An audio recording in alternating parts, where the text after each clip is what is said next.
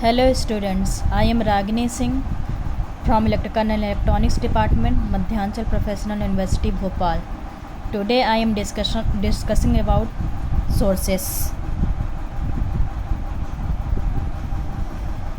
There are two types of source: primary source and secondary source. Primary source are whose source which is independent of any other sources. ऐसे sources जो किसी और sources पे independent होते हैं, ऐसे source आपके प्राइमरी सोर्स कहलाते हैं। जैसे कि coal, hydro electric, nuclear, diesel, petrol, geothermal, ये सब आपके प्राइमरी सोर्सेस हैं। सेकेंडरी सोर्सेस ऐसे सोर्सेस जो प्राइमरी सोर्सेस पे डिपेंडेंट होते हैं, वो सेकेंडरी सोर्सेस कहलाते हैं। ठीक है, एग्जांपल के लिए कह सकते हैं इलेक्ट्रिसिटी किसका उपयोग करके, प्राइमरी एनर्जी का उपयोग करके हमने इलेक्ट्रिसिटी का क्या किया है, जनरेशन। कह सकते हैं बाय थर्मल पावर प्लांट, कोल का हमने एज ए फ्यूल उपयोग किया और हमने सेकेंडरी एनर्जी इलेक्ट्रिसिटी का क्या किया, निर्माण किया। ठीक है, तो इस टाइप की एनर्जी आपकी सेकेंडरी एनर्जी कहलाएगी। फिर डिस्कशन करते हैं सोर्सेस ऑफ एनर्जी। तो कह सकते हैं there are various sources of energy. पहला होता है आपका नॉन कन्वेंशनल और renewable source of energy. Secondary होता है आपका कन्वेंशनल और non renewable source of energy.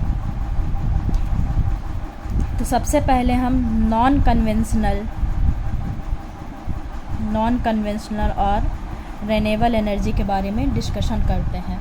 इस टाइप के जो एनर्जी सोर्स होते हैं वो नेचर में फ्रीली अवेलेबल होते हैं और हम उनका दोबारा से उपयोग कर सकते हैं।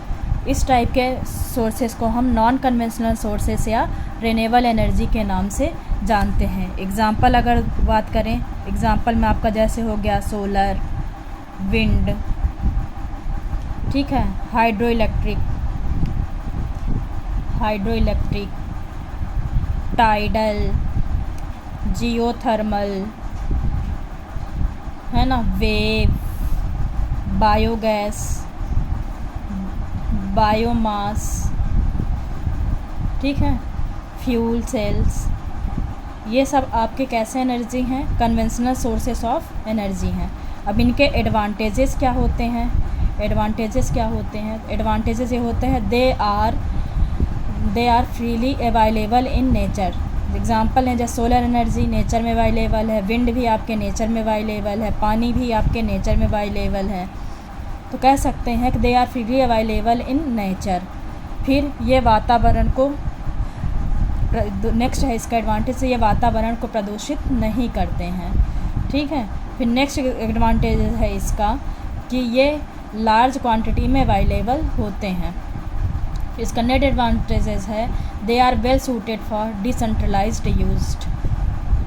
फिर इसका नेक्स्ट एडवांटेजेस है कि इनके पावर प्लांट्स जो इन सोर्सेज के थ्रू बनते हैं, उनमें जो मेंटेनेंस कॉस्ट होती है वो आपकी कैसी होती है, लो होती हैं। ठीक है, तो ये सब आपके क्या हो गए, एडवांटेजेस हो गए। अब डिसएडवांटेजेस की बात करें तो डिसएडवांटेजेस क्या होते हैं कि ये डिसएडवांटेजेस ये होता है कि सबसे पहले इनके द्वारा जो एनर्जी प्रोड्यूस होती है वो कैसी होती है, लो इंटेंसिटीज़ की। फिर ये पर्टिकुलर टाइम या नेचर पे डिपेंड करते हैं। जैसे सोलर एनर्जी है तो बरसात के सीज़न में अवेलेबल नहीं होगी, रात में अवेलेबल नहीं होगी, तो इसलिए पर्टिकुलर टाइम पे अवेलेबल होती है। फिर लेस इफ़िशियंसी, इस टाइप के जो सोर्सेस होते हैं जिससे हम इलेक्ट्रिकल एनर्जी प्रोड्यूस करते हैं तो उनकी इफ़िशियंसी कम होती है। फिर नेक्स्ट होता है आपका इनका हाई इनिशियल कॉस्ट होता है। ठीक है, फिर इनका हाई इनिशियल कॉस्ट होता है। फिर नेक्स्ट डिस्कशन करें कन्वेंशनल और non renewable sources of energy. Conventional और non renewable sources of energy. तो these are the energy sources which once used cannot be recovered any more. They are depleting in nature. कह सकते हैं कि ऐसे energy source जिसका हम दोबारा रिकवर नहीं कर सकते हैं और ये इन फ्यूचर ख़त्म हो जाएंगे, इस टाइप के सोर्सेस को हम कन्वेंशनल या non renewable sources of energy बोलते हैं। एग्जांपल में बात करें, जैसे थर्मल एनर्जी में आपका कोल को यूज होता है, ठीक है, कोल, तो ये भविष्य में ख़त्म हो जाएगा। ठीक है, फिर आपका जैसे पेट्रोलियम टाइप के एनर्जी में, पेट्रोलियम में जैसे diesel power plant, petroleum power plant, kerosene, ये सब इन फ्यूचर ख़त्म हो जाएंगे। फिर एग्जांपल है आपका तीसरा नेचुरल गैसेस, वो भी इन फ्यूचर धीरे धीरे ख़त्म हो जाती हैं। अब एडवांटेजेस की बात करें, इनकी इफ़िशियंसी ज़्यादा होती। पहला एडवांटेजेस ये है कि इसकी इफ़िशियंसी ज़्यादा होती है। दूसरा एडवांटेजेस ये है कि इनकी इनिशियल कास्ट कम होती हैं, इनिशियल कॉस्ट लो होती है। फिर तीसरा एडवांटेजेस है कि इनकी इंटेंसिटी क्या होती है, हाई होती हैं। अब डिसएडवांटेजेस का डिस्कशन करें तो डिसएडवांटेजेस क्या होते हैं, रनिंग और मेंटेनेंस कॉस्ट ज़्यादा होती है क्योंकि फ्यूल की रिक्वायरमेंट होगी, इसलिए रनिंग और मेंटेनेंस कॉस्ट इनका ज़्यादा होता है। ठीक है, फिर वातावरण को पॉल्यूट भी करता है, तो ये आपका दूसरा डिसएडवांटेजेस हो गया। फिर ये डिप्लीटिंग नेचर में होते हैं, मतलब इन फ्यूचर में ये ख़त्म हो जाएंगे। तो ये सब आपके डिसएडवांटेजेस होते हैं।